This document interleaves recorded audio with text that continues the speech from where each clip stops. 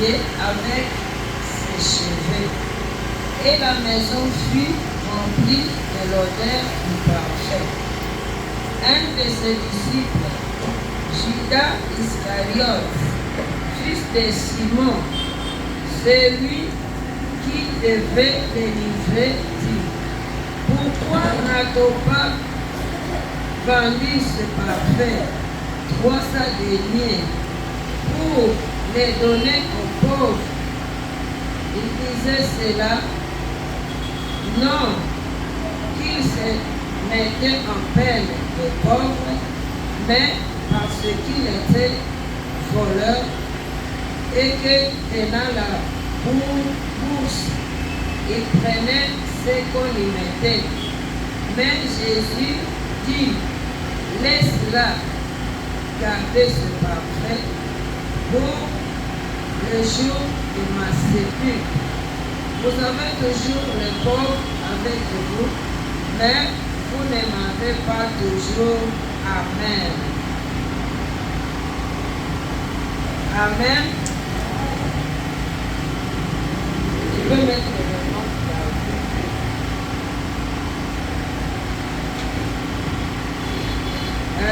Nous avons un thème qui est même la tête de notre passage, qui est intitulé Onction de Christ par Marie. Onction de Christ par Marie.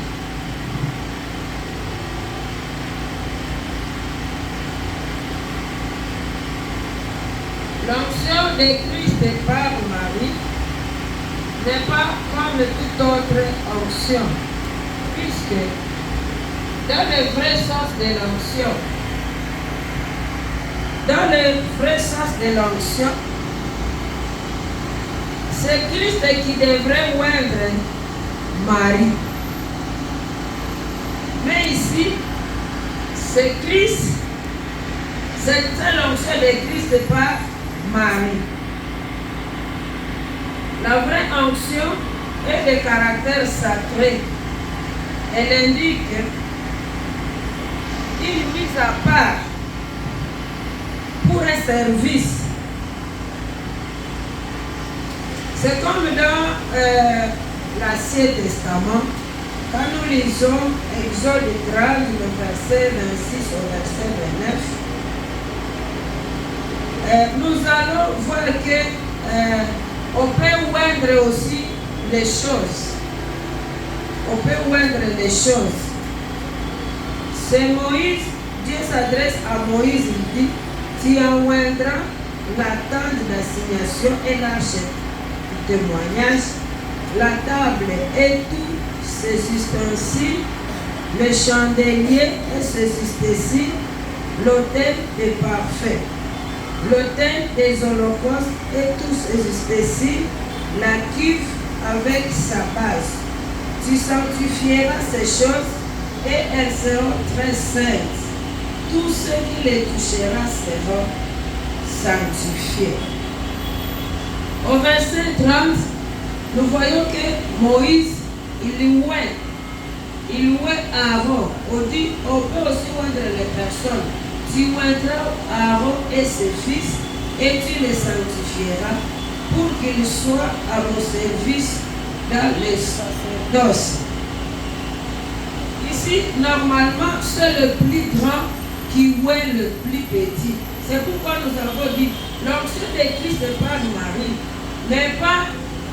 n'a pas le sens de l'onction, puisque c'est le grand qui oint le petit. Mais c'est Marie qui oint Jésus. Et puis l'onction, on oint la tête. Ici, Marie est en train de oindre le pied de Jésus. Nous voyons que cet incident de l'onction de Béthanie est important. C'est important à cause de sa relation avec la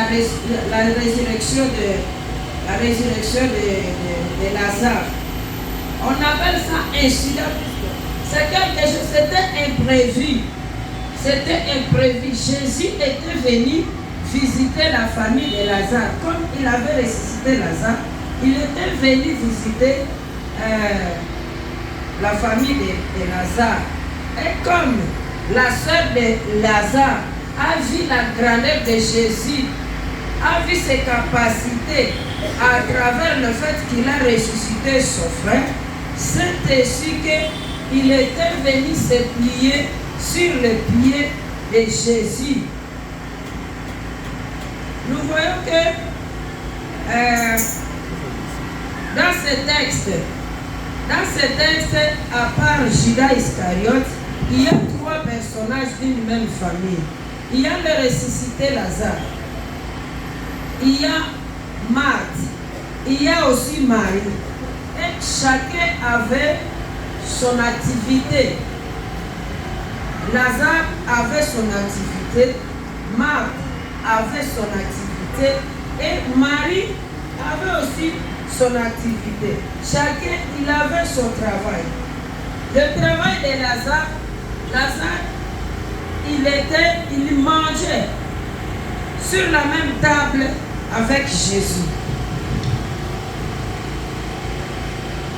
Marthe, elle était dans les travaux ménagers. Marie, elle était là à côté de Jésus-Christ. Nous voyons que manger sur une même table avec Jésus, c'était bon travail. C'est une grande honneur. Être aussi appelé au service traiteur de Jésus. Donc on prépare pour Jésus. C'est aussi une grande honneur. Mais c'était des honneurs qui n'avaient pas dépassé le travail que Marie avait fait pour Jésus. C'est comme nous disons dans la Bible, quelqu'un qui mangeait avec le roi David, Mephibosheth, il a été honoré en mangeant sur la même table avec le roi. Marthe, de sa part, il est appelé au service traiteur de Jésus. Donc lui aussi était honoré.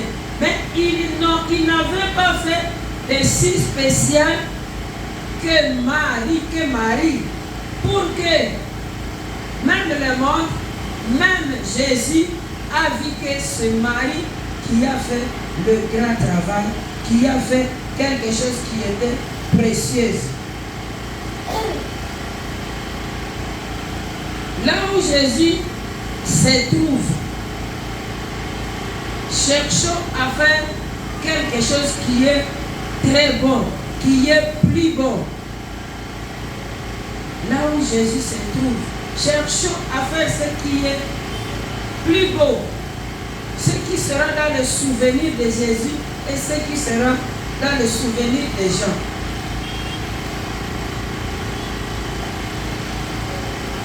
Marie, il a marqué les gens, il a marqué Jésus, il a marqué tous les gens qui étaient là.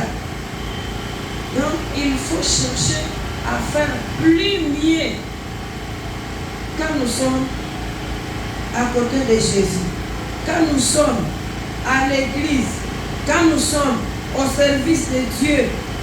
Faisons ce qui est plus mieux, faisons ce qui est plus beau. Faisons ce qui est plus bon.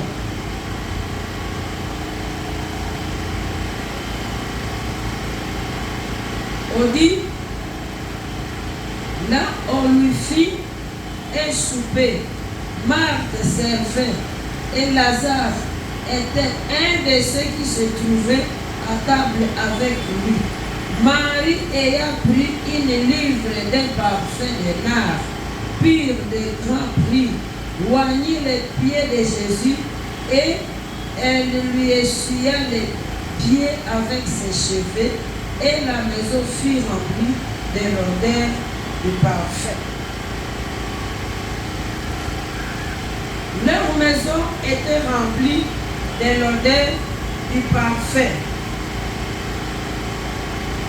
C'est-à-dire que le travail de, malgré que les autres étaient aussi avec Jésus, mais le travail de Marie a dépassé plus que le travail des autres. Le travail de Marie a dépassé plus.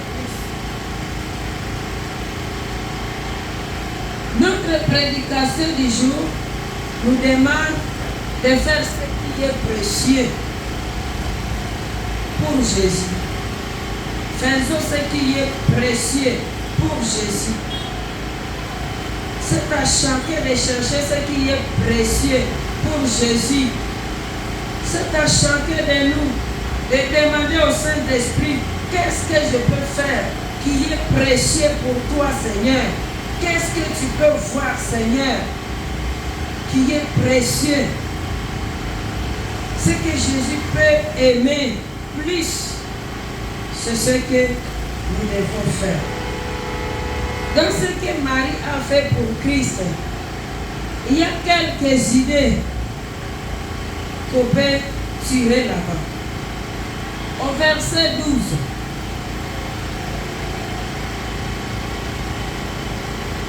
C'est le chapitre 12. C'est au verset 3. Ce qui est précieux dans l'action de Marie, c'est la valeur de son parfum. La première chose, c'était la valeur de son parfum, à tel point que même Judas Iscariote a dit à Jésus, c'est au verset 5, il a dit, pourquoi n'a-t-on pas vendu ce parfum 300 deniers pour les donner aux pauvres?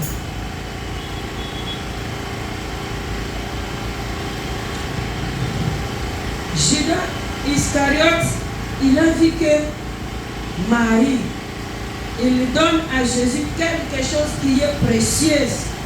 Il a dit, pourquoi n'a-t-on pas vendu ce parfum 300 deniers pour les donner aux pauvres?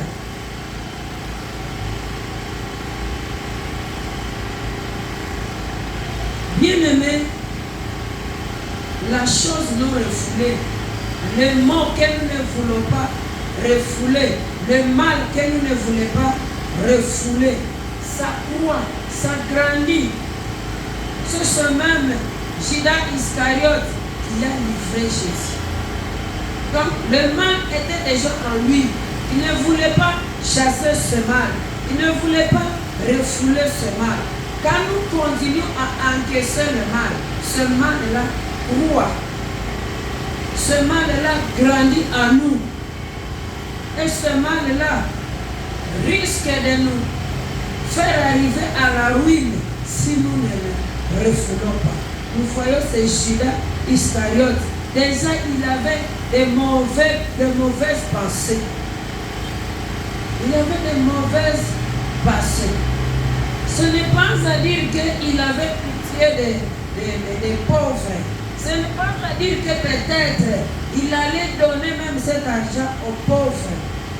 Le vol était déjà à lui. Amen. Amen. Le vol était déjà en lui. Il ne voulait pas laisser, donc il ne voulait pas laisser Marie faire son travail avec son parfum puisque lui-même il connaît la valeur du parfum. Il connaît la valeur de ce parfum. Il avait l'envie en lui. Il avait l'envie en lui. Il avait la cupidité à lui. Et derrièrement, il savait même ce qu'il disait. Il disait, est-ce qu'on ne peut pas vendre ce parfum et donner ça aux pauvres? En lui, il avait l'hypocrisie. En réalité, il ne voulait pas aider les pauvres. C'était une risque qui était en lui. C'était une risque qui était en lui. Il se connaissait des gens. Il se connaissait déjà. Il avait la ruse. Mais c'est Jésus seul qui voyait qu'en lui, la ruse était déjà instaurée. Il était là, dans le paraître. Il trompait les autres, croyant qu'en réalité, il parlait de veuves, de pauvres. Ce n'était pas vrai. Ce n'était pas vrai. C'est comme aujourd'hui quelqu'un qui fait des choses, il se dit, je ne sais pas comment les histoires se passent. Alors qu'en son intérieur, il connaît la réalité. Il connaît la réalité. Judas connaissait la réalité, mais il essayait de camoufler les choses, dit, on peut vendre ce parfum et on peut donner cet argent aux pauvres. Ça n'était pas vrai. La deuxième chose,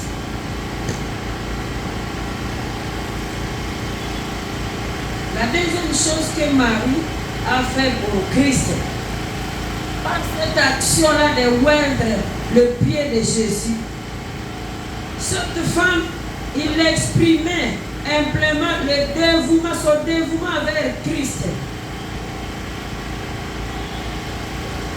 Il a exprimé son dévouement avec Christ. Donc, cette femme, il s'est investi dans cette chose. Il s'est investi pleinement dans cette action de oindre le pied de Dieu. Il n'était pas motivé par quelqu'un. Donc, c'était elle-même. C'était elle-même. C'était elle-même. Elle a exprimé son dévouement avec Christ. Il n'était pas avec Christ. Elle n'était pas poussée par quelqu'un. Elle n'était pas poussée par quoi que ce soit. Elle s'est sacrifiée en chair. Elle s'est sacrifiée en chair. Elle s'est sacrifiée aussi en finance. Comment en chair? Puisque à leur époque, la chevelure avait une grande valeur. La chevelure avait une grande valeur. Et tu arrives au niveau où tes cheveux. Donc, là où il y a ta gloire, puisque on dit que la gloire des femmes se trouve dans les cheveux. Donc, là où il y a ta gloire, là où il y a ta beauté, tu acceptes de salir ta beauté pour quelqu'un. Donc, il s'est sacrifié en chair. Il s'est sacrifié aussi en finance, suivant la valeur de ce parfum. Il s'est sacrifié en finance, puisqu'elle savait combien ce parfum coûte en chair et en finance, ses cheveux et son argent. Amen. Amen. Généralement, comme on vient de le dire, on ouait la tête, mais le pied. Mais quand cette femme, il ouait le pied de Jésus, comme ça reflète l'honneur qu'elle a envers Jésus. Ça montre l'honneur qu'elle a envers Jésus. Si nous lisons dans Luc, le chapitre 7. Luc, le chapitre 7, le verset 38. Il y a une onction qui est similaire à cette même onction.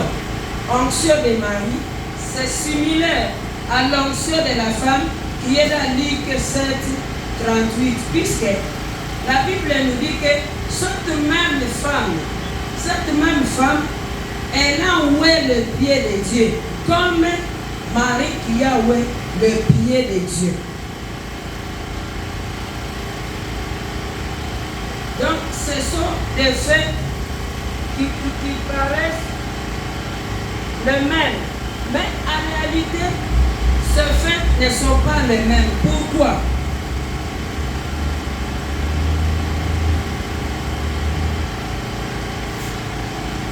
Il y a une similitude entre ces deux récits, le récit de Luc 7 et le récit de Jean 12 que nous venons de lire, Mais il y a, je peux dire, il y a une vraisemblance. Quand tu regardes la femme de Luc 7, la Bible nous dit que cette femme était une femme pécheresse. Elle était une femme pécheresse. Mais la femme dont nous venons de lire dans Jean 12, c'était une femme qui avait l'amour de Jésus. Elle avait l'amour de Jésus. Différemment à cette femme de Luc 7, 38.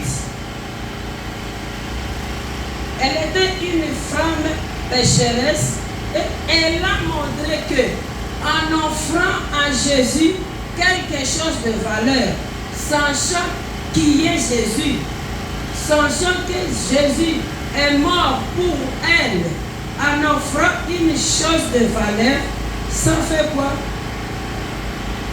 Sans pousser à Jésus à pardonner cette femme.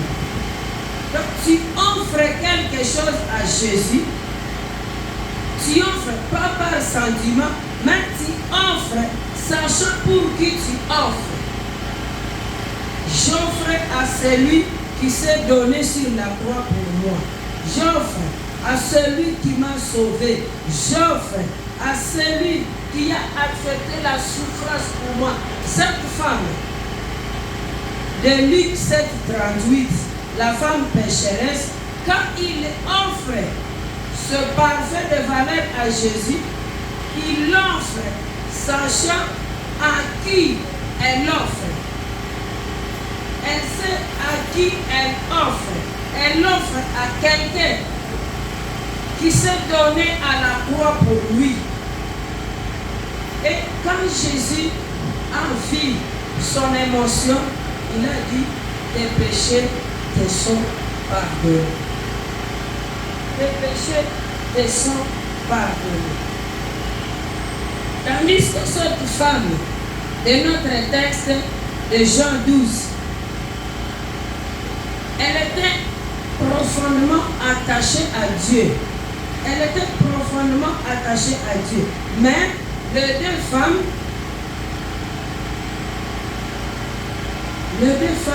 ils ont essuyé les pieds de Jésus par leurs cheveux. Donc ces deux femmes, ils ont oué le pied de Jésus. La troisième chose que Marie a fait pour Jésus, nous venons de le dire, elle a exprimé son amour.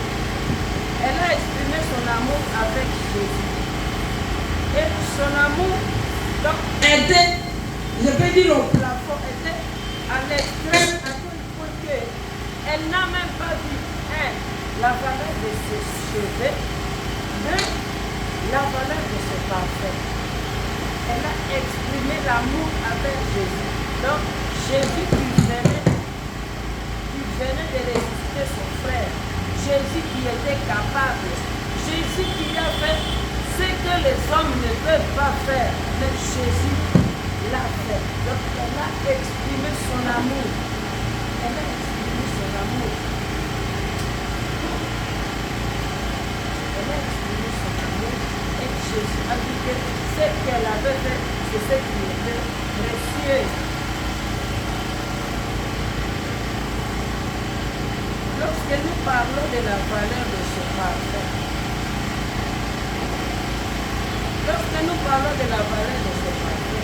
la Bible dit que ce parfum, ça équivalait à 300 deniers. 300 deniers. Et deniers, ça équivalait au travail journalier. Le travail journalier, donc on donnait à quelqu'un un denier. Donc ça c'était la valeur de ce parfum-là. Un denier. C'est comme par exemple en Europe, par jour, je peux dire par heure. Par heure, on peut donner à quelqu'un $10 par heure. Et si par exemple tu travailles pour 10 heures, donc tu auras $100. Donc Le dernier était la valeur de travail journalier. Alors 300 deniers. Donc pour 300 jours, on peut multiplier le $100 de travail journalier pour 300 jours. C'était compris. Donc c'était un parfait exemple. C'était un parfait exemple. C'est pourquoi nous disons que ce qui caractérisait l'acte que cette femme avait fait pour Jésus, premièrement, c'était la valeur de ce temps. La valeur de ce temps. Donc, c'était un parfait exemple, comme le dit la Bible. Un parfait exemple. C'était un parfait exemple.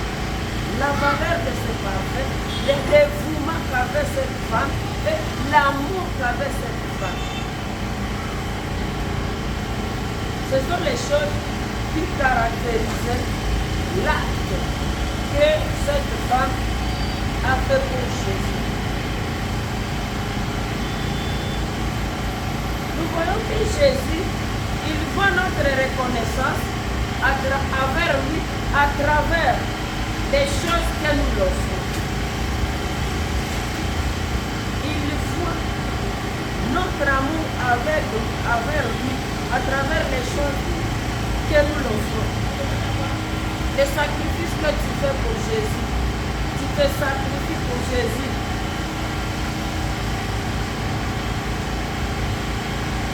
Donc il nous faut cet amour à travers les sacrifices que nous faisons, en offrant à lui, en nous détachant des choses que nous aimons. Par exemple, tu te détaches de ton sommeil, tu pries pour les autres, tu pries pour toi-même, tu acceptes d'être sentinelle des autres. Donc tu te détaches de la chose que tu aimes.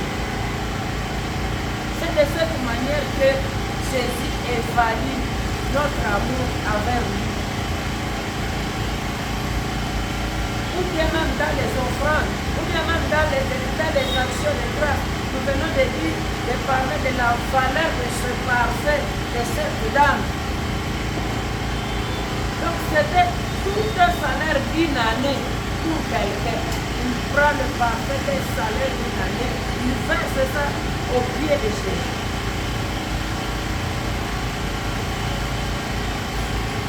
Au verset 6,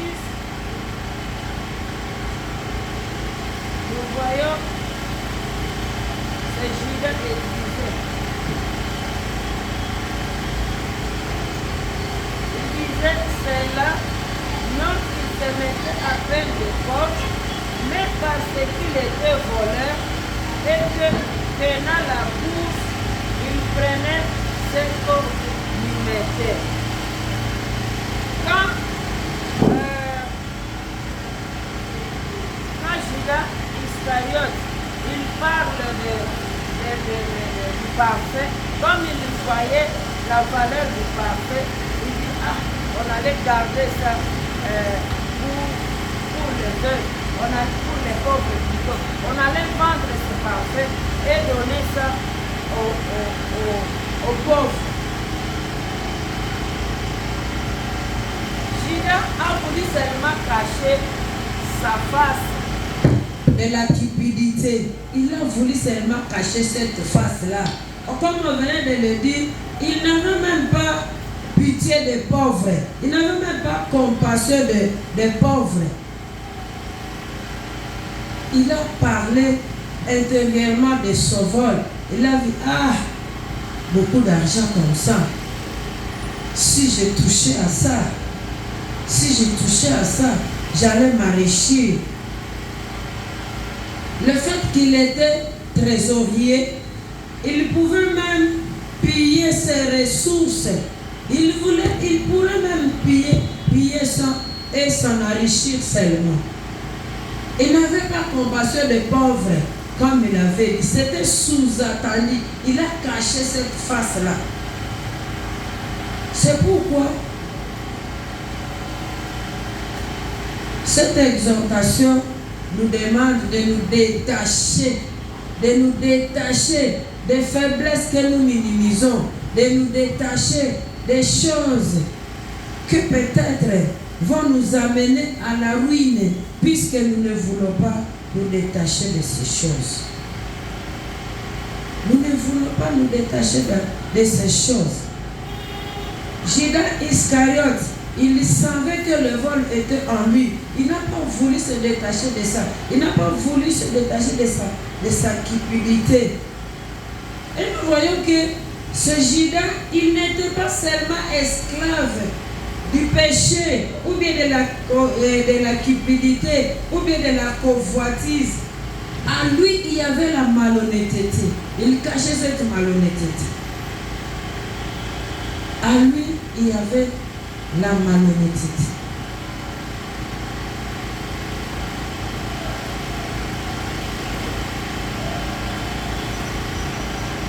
Au verset 7 et au verset 8.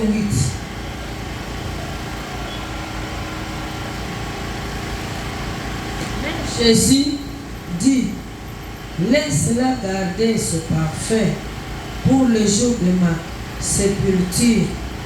Vous avez toujours les pauvres avec vous, mais vous ne m'avez pas. Mais vous ne m'avez pas toujours. Il a dit, vous avez toujours les pauvres avec vous, mais vous ne m'avez pas toujours. La sagesse de Jésus. Jésus, dans sa sagesse, malgré qu'il savait l'intérieur de Judas Iscariote, il n'avait pas dit, toi, je sais que tu as envie de prendre cet argent. Je sais que tu as envie de voler cet argent. Il a dit avec sagesse. Il a dit avec sagesse. Il a dit, chaque jour, vous serez avec les pauvres, mais chaque jour, vous ne serez pas avec moi. Qu'est-ce que Jésus voulait dire par là?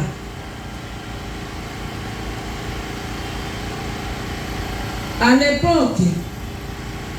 l'époque, on dépensait beaucoup d'argent. On dépensait beaucoup d'argent pour le parfum.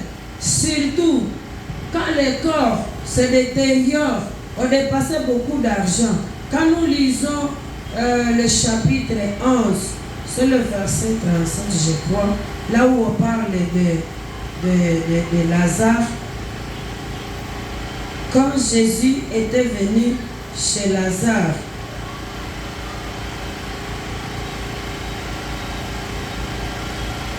quand il était venu chez Lazare, au 37e verset, on dit, et quelques-uns d'entre eux dirent,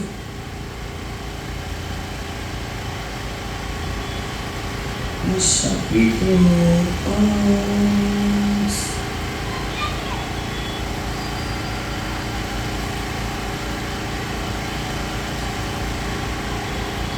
Le chapitre 11, le verset.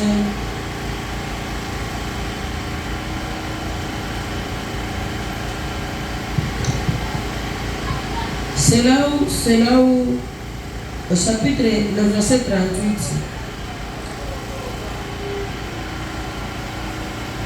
Jésus dit au 39, ôtez la pierre. Marthe, la sœur du mort, lui dit, ils sont déjà, car il y a 4 jours qu'il est là. Donc, il dépensait beaucoup d'argent pour le parfum, pour essayer d'éliminer l'odeur du cadavre. Il essayait d'éliminer l'odeur du cadavre. C'est pourquoi Jésus, quand il parle à Judas Iscariote, il dit, laisse-la garder ce parfum pour le jour de ma sépulture. Donc, pour le jour de mon inhumation, laisse garder ça pour ce jour-là. Vous allez, donc, autrement dit, vous allez parfumer mon corps quand je mourrai. Il a dit avec sagesse. Il a dit, resterai avec les femmes. Mais moi, il savait que dans quelques jours, il s'en aille. Dans quelques jours, il va monter, il va mourir. Il va mourir, il va partir. Donc, en quoi bon de vouloir dépasser aux pauvres, alors que même dans les jours qui viennent, vous pouvez contribuer pour ce pauvre-là et vous leur donner quelque chose. Alors, moi qui pars, donne-moi d'abord, moi qui pars, avec les veuves, vous pourriez encore contribuer quelque chose puisque vous resterez avec eux. Ça, c'était dans la sagesse de Dieu. Il n'avait pas voulu dire directement à Judas Iscariote que toi, tu es voleur, tu vas encore voler cet argent.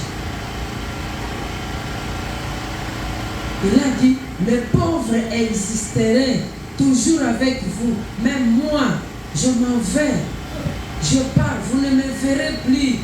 Sacrifiez-vous d'abord pour moi. Gardez ce parfum pour moi. Alors que ce parfum n'était plus. Ce parfum était déjà fini. Puisque ce parfum était déjà versé sur ses pieds. Il n'a pas voulu donner la honte à Judas Iscariote. Il a seulement voulu apaiser la situation qui est là.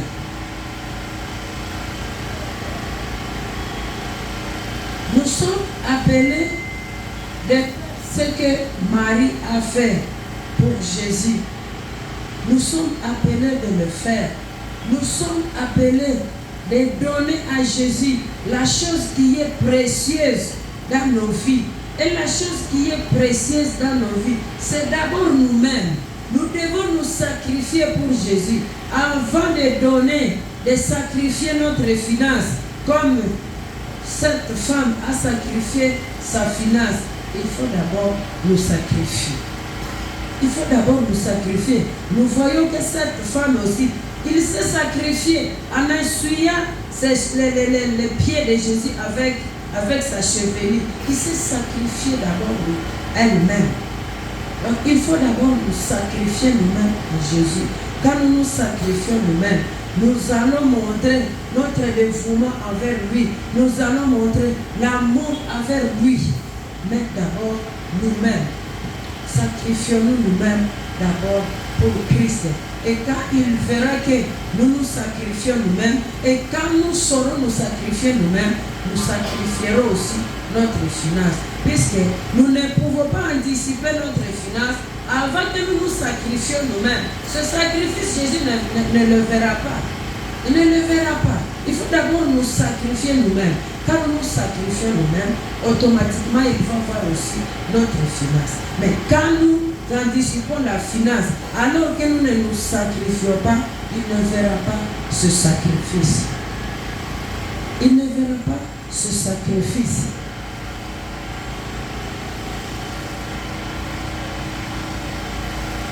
Dieu va seulement aussi nous dire que sacrifions-nous pour lui quand il est encore temps.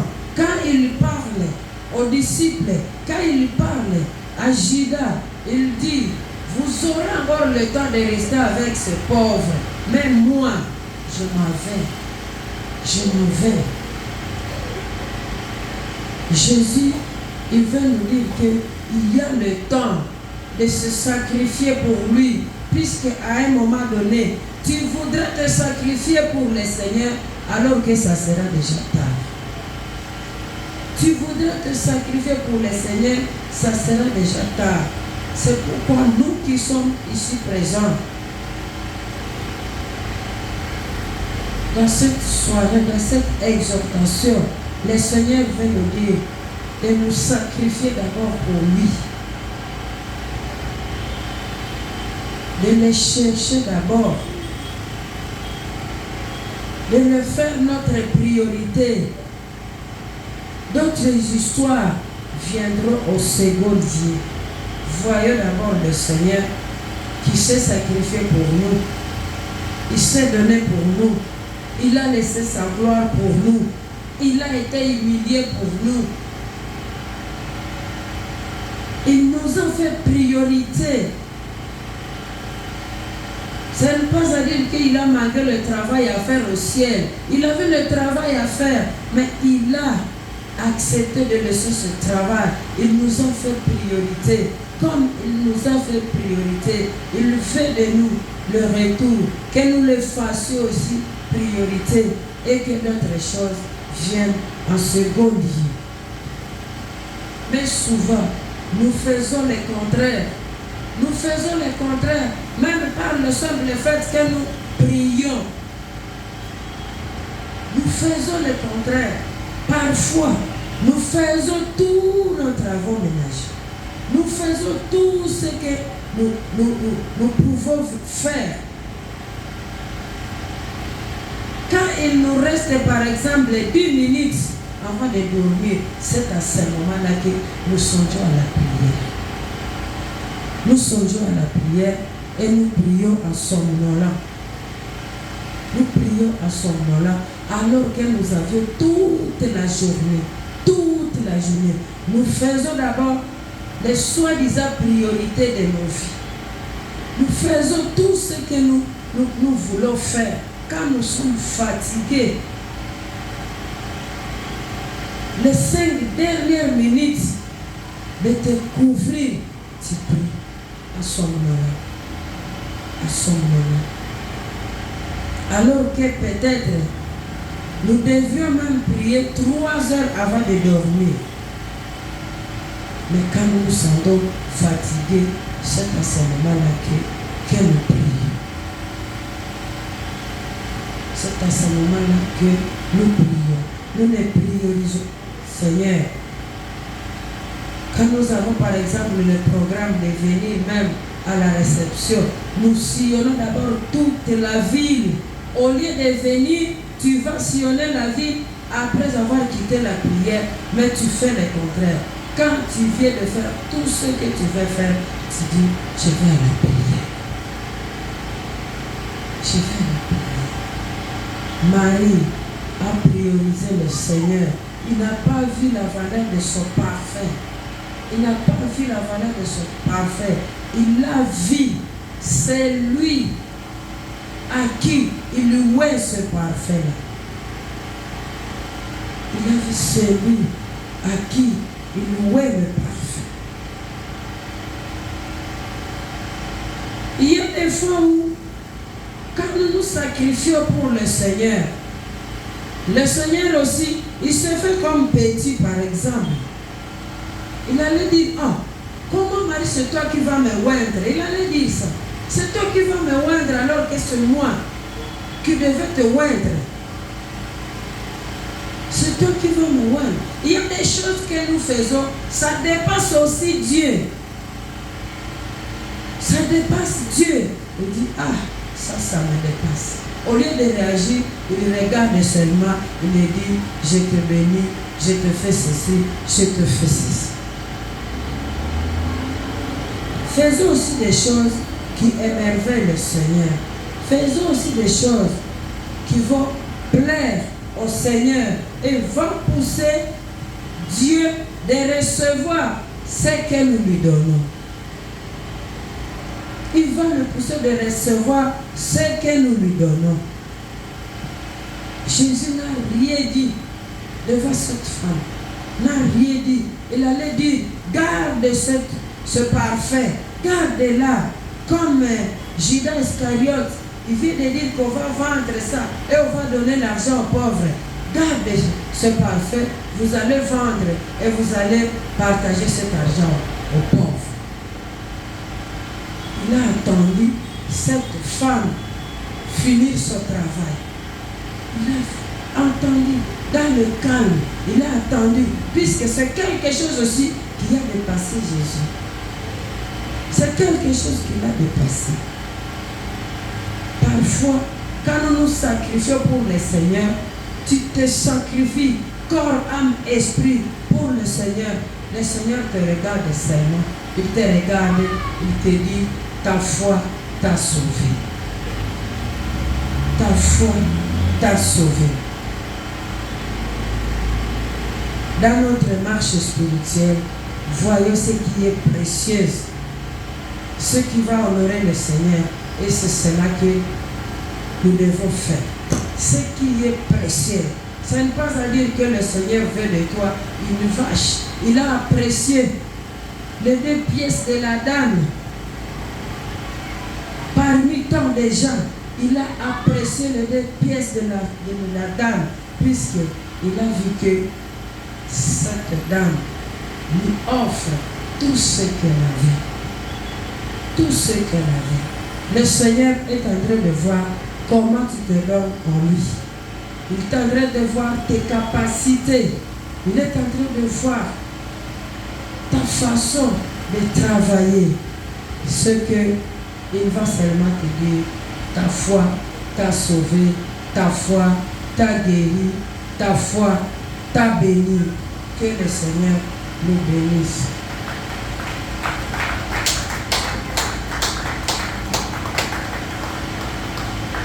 Nous allons nous lever pour prier. Tu vas essayer de voir comment cette dame s'est donnée au Seigneur.